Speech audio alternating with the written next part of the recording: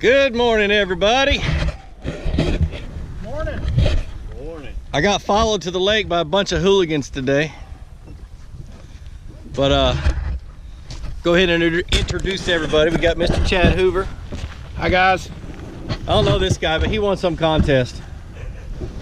And he fishes out of a Hobie, so he can't be too bad. But Homeless guy won. homeless guy won. Everett Parks. This is the other end of the Yak Addicts.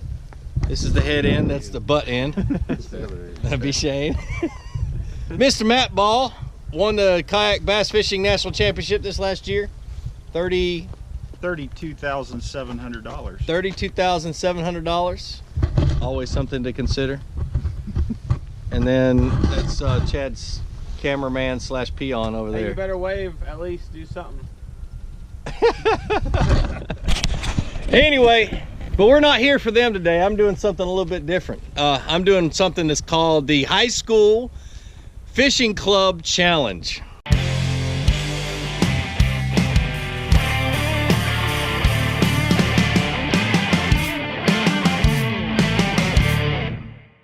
All right, so let me tell you about the High School Club Challenge, or High School Fishing Club Challenge, yeah. All right, so let me tell you about the High School Fishing Club Challenge. I got a box in the mail this last week, actually just a few days ago. Well, yeah. I got a box in the mail just a few days ago from who? From Christ Church Episcopal School. Boy, say that 5 times fast. But they sent me a box, and in the box is a letter, and I'll go ahead and read you the letter. It says, Mr. Flukemaster, hey, Mr. Jensen, I don't know if you know this or not, but you have some huge fans at a small school in Greenville, South Carolina. Here at Christ Church Episcopal School, we have a bass fishing club, and we have a challenge for you. Within the club, we have a 6-man fishing team, and each member has picked out a gift for you. If you should accept this challenge and make a video of it, there are 2 simple rules. Have fun and do what you do best. Teach us something we did not know about how to fish these baits. We love watching your video, and we can't wait to see. We love watching your videos, and we can't wait to see what the future holds. Thank you so much for all that you do. Jonathan, Davis, Max, Chapman, Will, Grayson, Hayden, and another Will. Awesome. Thanks, guys. Boy, some of you guys are going to be doctors. Can't read your handwriting.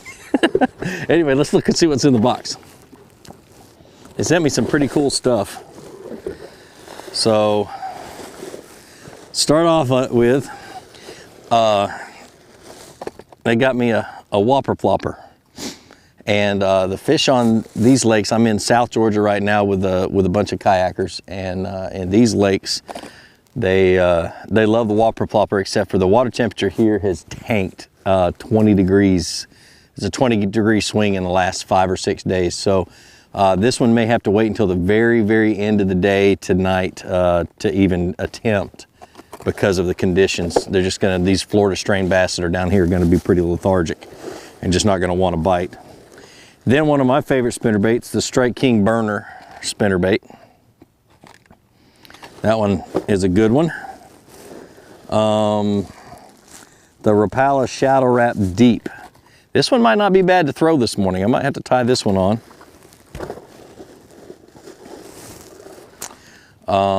The Red Eye Shad, 1/4 ounce Red Eye Shad in Sexy Shad. That's one of my favorite fall baits. Another one of my favorite fall baits in Sexy Shad is the Square Bill, the KVD 1.5 Strike King Square Bill. The Buckeye Lures Flat Top Finesse Jig. Now this one I'll probably be able to catch fish on if I fish it slow enough. Except I left my soft plastics in the truck. I'm gonna have to go back and get them for a trailer on that. And that's it. So I'm gonna go fishing and hopefully be able to catch a few fish on these things. I don't expect the bite to be very, very good this morning. Water's stained. All the lakes are down because of this drought we're having in the south. As you can see, the mist on the water, the fog coming up off the water is a sign that the water temperature is cooling at night. And And so the fishing is probably going to be slow this morning. It'll pick up as that sun gets up and starts to heat that water surface. We're going to be moving around lakes, so I'm starting off on this lake, and there's I think 9 lakes on this property, and we're going to try to hit 3 or 4 of them today. So there's going to be different scenery. You'll see me doing different things, but I'm excited. So let me tie these things on some rods and start fishing. All right, now the first thing I'm going to tie on is going to be this square bill. I want a search bait. I want something that I can, you know, cover a lot of water with, but not do it so fast because of the conditions. But I was between the square bill and the lipless crankbait. And the lipless crankbait, I don't think I can fish it slow enough for the conditions.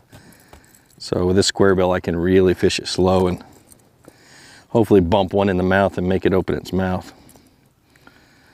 But good color. The Sexy Shad works in just about any watercolor except for really muddy. Got it tied on a medium. I got on. This is one of the new 1-3 rods. It's the fake chrome, which is basically the blackout blank with a bunch of new really cool components on it. It's a 7-foot medium fast action rod, dirty because of the truck ride down the dirt roads. I've got it on a 6:6 gear ratio reel. It feels like 12-pound test fluorocarbon, and now I just got to figure out where to fish it. All right, so what just happened is I just hit some green milfoil. Gonna remember that this time of the year. If you can find green grass, it's a good thing. So I'm gonna try to hit that a few times and from different angles, see if I can figure out how big it is. I don't have a fish finder today, so I'm basically gonna just kind of play around with a crankbait and try to feel everything I hit, everything that I feel on the bottom. I'm gonna make a mental note so I kind of get an idea of what this lake is like and what's going on with it. I have fished this lake before. I spent 2 days fishing it once, so I know it fairly well, but we will see what happens with it. There's a lot of surface activity starting to happen, so this water should warm up really quickly. So when you're fishing a square bill, especially in these kind of conditions, like I said, falling water temperatures, Florida strain bass. Florida bass don't like cold water. They don't like weather change. They like everything to be the same. A lot of bass are that way, but the Florida bass kind of react to it a lot more drastic than what northern strain bass will do.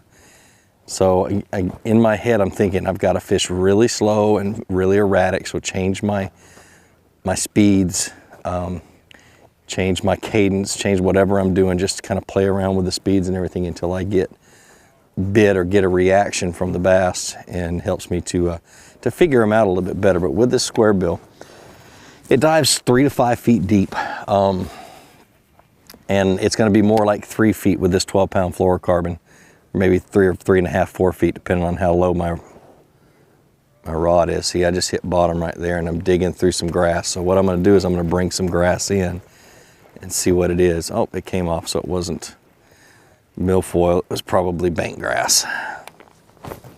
But anyway, so I'm just gonna cast around and try to hit targets. These bass with this watercolor, the water visibility is probably 6 inches, maybe. They're gonna be tighter to cover, they're gonna be shallow. You know, muddy water is one of my favorite waters to, favorite colors of water to fish, because it positions the bass shallow. And a lot of these baits that you guys sent me are shallow type baits, so it should work out pretty good throughout the day. But that's how I'm gonna fish it for a while. Oh yeah, I forgot to tell you guys where I'm fishing today is called Live Oak Plantation in Adel, Georgia. It's actually a hunting ranch or hunting, well, I don't know what they call it anyway, hunting place where you can come and pay to hunt. But they have 9 lakes that are fishable, and they let kayak fishermen come and fish them. So that's kind of the reason we're here today. They got good fish in these lakes.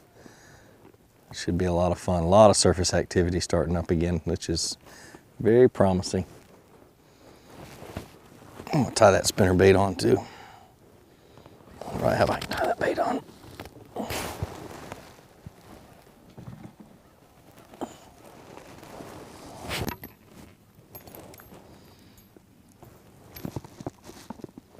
All right, so what I'm doing is I'm tied on that Strike King burner spinnerbait.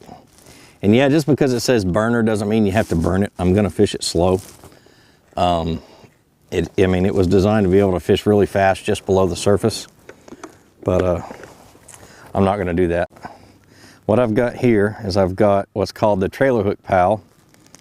And you take these little plastic discs that come with them, and I'm gonna put a trailer hook on my spinnerbait.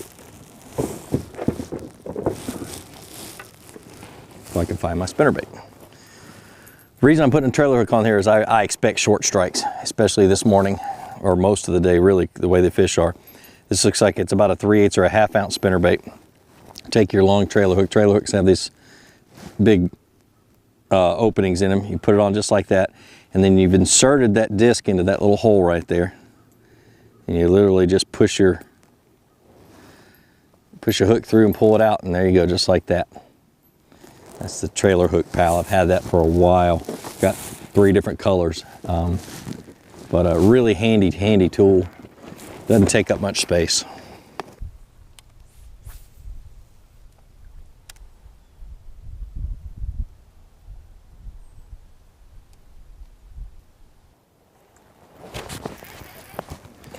I caught one on the jig. Little one.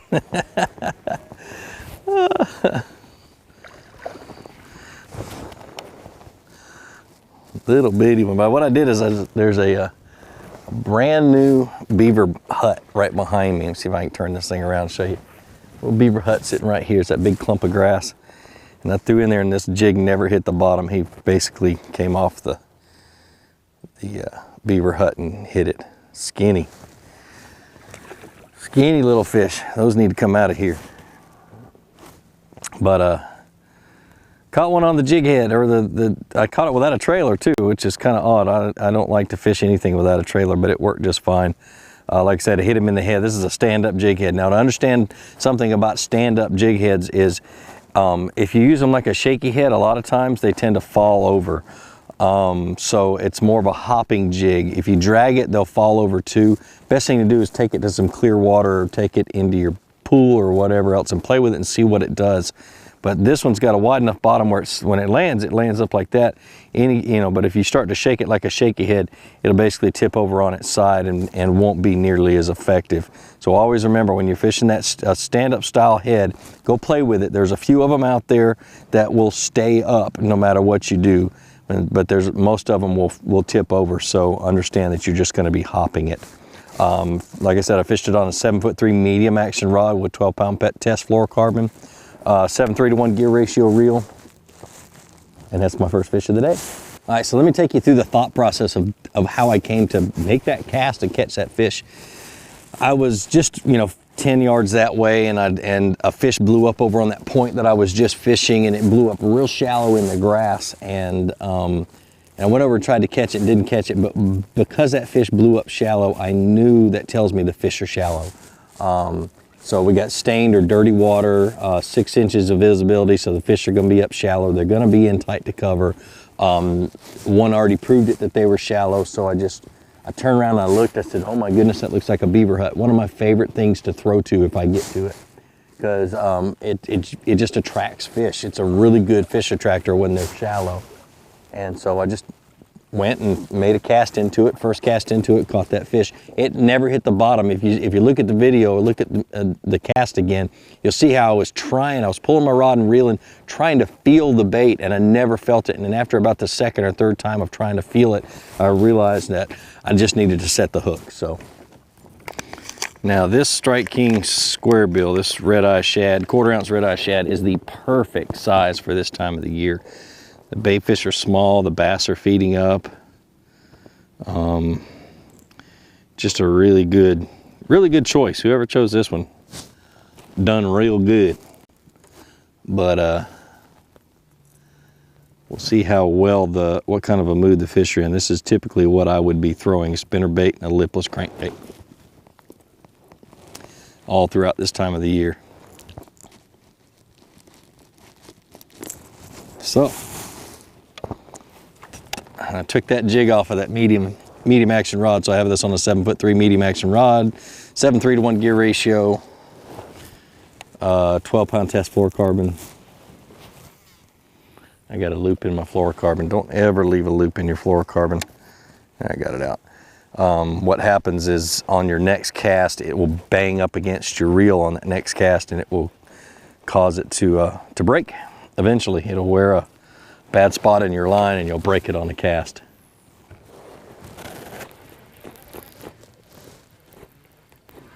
There's a fish. My goodness. Acts like a bluegill, though. No, it's a bass. Caught him on the square bill in this little cut right here, and I'm gonna try to get my boat out of the cut before. I got him hooked pretty good. Got him on the square bill. Man, he hit like a dang bluegill. Just a little tap tap, that was it. They are in a funk, that's for sure. If he was all spunky, he'd hit that thing pretty hard. But anyway. Good sharp hooks on these things. Oh, come on, bud. Don't shake. I'll get you out.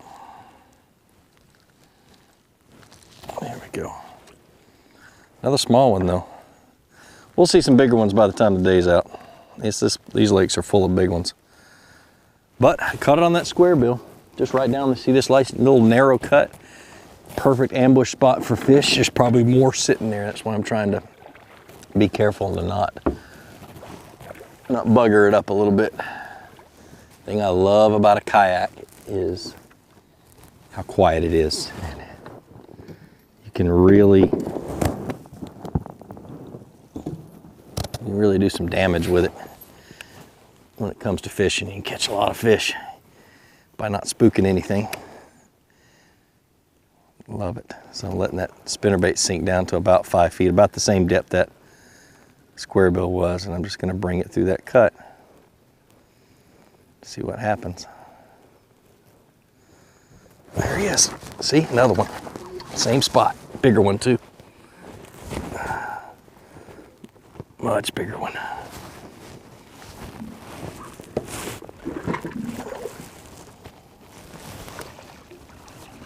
There we go.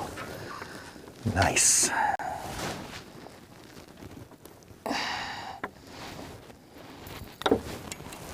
Wind's blowing me into that spot, the fish pulling me into that spot, everything. He hammered it. That was awesome. It's a good one. Man, he freaking beat the crap out of that spinnerbait. Good, better fish, much better fish. Now I've got this whopper plopper actually on a 6'5" heavy action frog rod. That's the one I've got with me. Typically I'd put it on a medium heavy jig rod. It's the larger whopper plopper. But I put it on a medium heavy jig rod or a medium moderate deep diving crankbait rod. Man, I threw it right in the grass. A whopper plopper works best for me in low light conditions and when it's really windy. And then when it's not very windy, I like to throw a buzzbait. But I have very rarely found a period of time where both a buzzbait and a whopper plopper work really good. So one complements the other, you know, when the one's not working. So of course the fish have to be shallow and active, and that's about it. I mean, they really just throw it around when they're shallow and active, and you're going to get bit on it. It is a big fish bait. So fun, fun, fun. I love to fish it. Oh my gosh.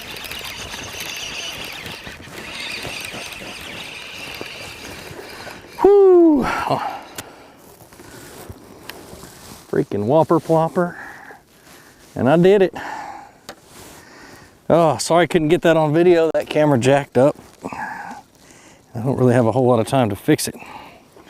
But that is my high school fishing club challenge. I'd like to thank the guys over at the Episcopal School in Greensboro, South Carolina. Can't wait till you guys see this video. Appreciate it. If anybody else is interested in doing something like that, I think it's a really good idea. I will leave my P.O. box number down at the bottom of the in the description of this video, and feel free to send me a challenge. Thanks. We'll see ya.